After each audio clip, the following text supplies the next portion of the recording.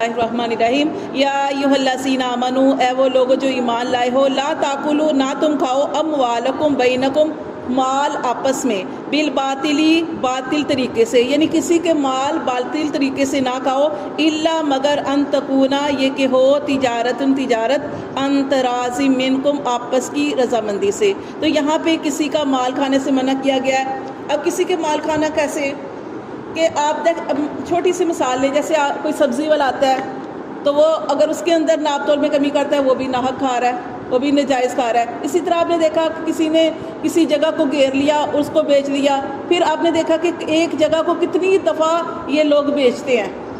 اور یہ ناحق زیادتی کے ساتھ مال کھاتے ہیں۔ اور اسی طرح بہت ساری مثالیں اس کے اندر آ سکتی ہیں، جیسے دیکھیں نا، ایک دفعہ آپ صلی اللہ علیہ وسلم باہر نکلے تو آپ نے دیکھا کہ ایک گلے کا ڈھیر پڑا ہوا ہے، تو آپ صلی اللہ علیہ وسلم نے جب اس گندم تھی آپ نے ہاتھ لگایا تو اوپر سے خشک تھی، لیکن جب تھوڑا سا ہاتھ نیچے گیا تو وہ تھوڑی گیلی گیلی محسوس ہوئی، تو آپ نے پوچھا کہ یہ کیا، یہ اوپر سے تو خشک ہے اور اندر سے اس طرح تارا ہے۔ تو اس آدمی نے کہا جس کی یہ گندم تھی، جس کا یہ غلہ تھا، اس نے کہا کہ اللہ کے رسول اس کے بارش پڑ گئی تھی۔ تو آپ نے فرمایا کہ جو دھوکہ دہی کے ساتھ مال بیچتا ہے اس کا مجھ سے کوئی تعلق نہیں، یعنی دھوکہ دینے والا، یہ دھوکہ ہی ہے نا، کہ مطلب اس طریقے سے مال کو بیچنا،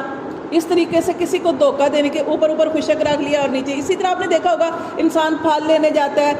یا کچھ اس طرح کہ کوئی سبزی لیتا ہے یا آپ کو دکھاتے کچھ اور ہے دیتے کچھ اور ہے، یہ ساری چیزیں باطل کے اندر جائیں گی۔ یا کسی کا ناحق مال کھا لینا، جھوٹی قسم کھا کے، جھوٹی قسم کھا لیا آپ نے، اب مال یا کچھ بھی جو بھی ہے وہ آپ کا نہیں ہے، لیکن آپ اللہ کی قسم کھا کے گئے کہ یہ میرا ہے، اور جب کوئی اللہ کی قسم کھا لے تو پھر اس کو چھوڑ دیا جاتا ہے کہ اب اس نے اللہ کی اتنی بڑی قسم کھا لی ہے۔ تو اگر وہ ناحق ہو، یعنی کہ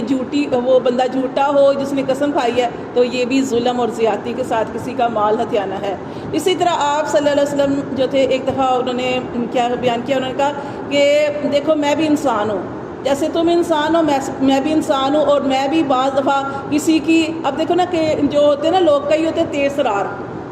ترار ہوتے ہیں، اور آپ نے فرمایا کہ بعض دفعہ ایسے ہوتا ہے کہ کوئی تیز ترار انسان ہو، حدیث کا مفہوم بیان کر رہی ہوں، تیز ترار انسان ہو اور وہ کسی جائیداد کا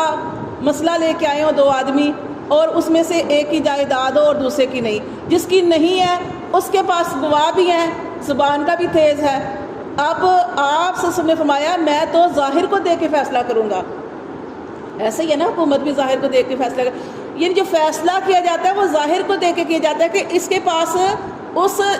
جو بے شک جھوٹی اس نے کاغذ بنائے ہیں اس کے کاغذ بھی ہیں، اس کے پاس گواہ بھی ہیں، تو اب آپ نے فیصلہ کیا اس شخص کے بارے میں کر دیا۔ آپ نے فرمایا کہ اگر میں کوئی ایسا فیصلہ کر دوں، کیونکہ اس پہ آپ سسم کا کوئی نہیں تھا، لیکن چونکہ آپ نے دیکھنا تھا، گواہوں کو دیکھنا تھا، وہ کاغذوں کو دیکھنا تھا، تو آپ نے فرمایا کہ اگر میں فیصلہ ایسا کر دوں، تو جیسے آپ سسم نے ایک ایسا فیصلہ کیا بھی اور اس شخص کو دے دیا، زمین اس شخص کو دے دی جس کی نہیں تھی۔ وجہ آپ کو سمجھ آ گئی وجہ کیا تھی؟ کہ وہ شخص زبان کا بھی تیز تھا، اس کے پاس گواہ بھی تھے، جس کی زمین تھی اس کے پاس کوئی گواہ نہیں تھا۔ آپ نے فیصلہ کیا اس شخص کے بارے میں، لیکن آپ صلی اللہ علیہ وسلم نے ساتھ یہ بھی فرما دیا کہ یہ جو تم زمین لے رہے ہو اگر یہ تمہاری نہیں ہے تو یہ آگ کا ایک ٹکڑا ہے، چاہے تو لے لو چاہے واپس کر دو۔ پھر اس شخص نے وہ یعنی آپ صلی اللہ علیہ وسلم کی اس بات کے فرمانے سے ڈر گیا اور اس نے کہا کہ یہ میری نہیں ہے۔ تو یعنی کوئی بھی چیز اس طریقے سے جو آپ کسی کی باطل طریقے سے کھا رہے ہو آپ کی نہیں ہے، تو وہ سارا اللہ فرماتے ہیں کہ اللہ تعالیٰ نے اس طریقے سے مال کھانے سے منع فرمایا کہ اے ایمان والو، اے میرے حکموں کو ماننے والو، کسی کے مال باطل طریقے سے نہ کھاؤ، الا مگر ان تکون تجارتن، مگر کہ تجارت ہو، ان تراضی منکم، آپس کی رضامندی سے، یعنی آپ نے جو فیصلہ کیا ہے یا آپ نے جو سودا کیا ہے وہ آپس کی رضامندی سے کیا ہے۔ بعض دفعہ کیا ہوتا ہے، بعض دفعہ یہ ہوتا ہے، ایک ہوتا ہے خریدنے والا، ایک ہوتا ہے بیچنے والا۔ بعض دفعہ جو بیچنے والا ہوتا ہے نا، کوئی چیز دینے والا ہوتا ہے، وہ بڑا مجبور ہوتا ہے، اس سے گھر کی ضروریات ہوتی ہیں، کوئی اور مسئلہ آ گیا، اب وہ اپنی چیز کو بیچ رہا ہے، اب جو خریدنے والا ہے وہ اس کا ناجائز فائدہ اٹھا رہا ہے۔ کیوں؟ کہ وہ جو دینے والا ہے اس کو تو مجبوری تھی، اپنی چیز کو سستا بیچ رہا ہے۔ اب دیکھیں جو لینے والا ہے نا، اس کو چاہیے کہ اس کو پتہ ہے اس کی قیمت کیا ہے، تو وہ اس کا ناحق فائدہ نہ اٹھائے، یہ بھی اس کی جو باطل کھانے میں آئے گا۔ تو ایسے نہیں ہوتا، ویسے لوگ کرتے نہیں ہیں، وہ لوگ تو فائدہ اٹھا لیتے ہیں کہ چلو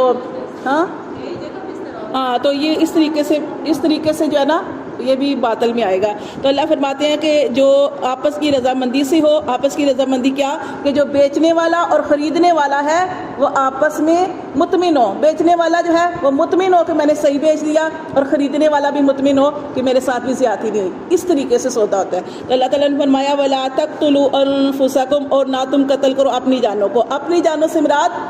جو لوگ خودکشی کر لیتے ہیں. خودکشی حرام ہے,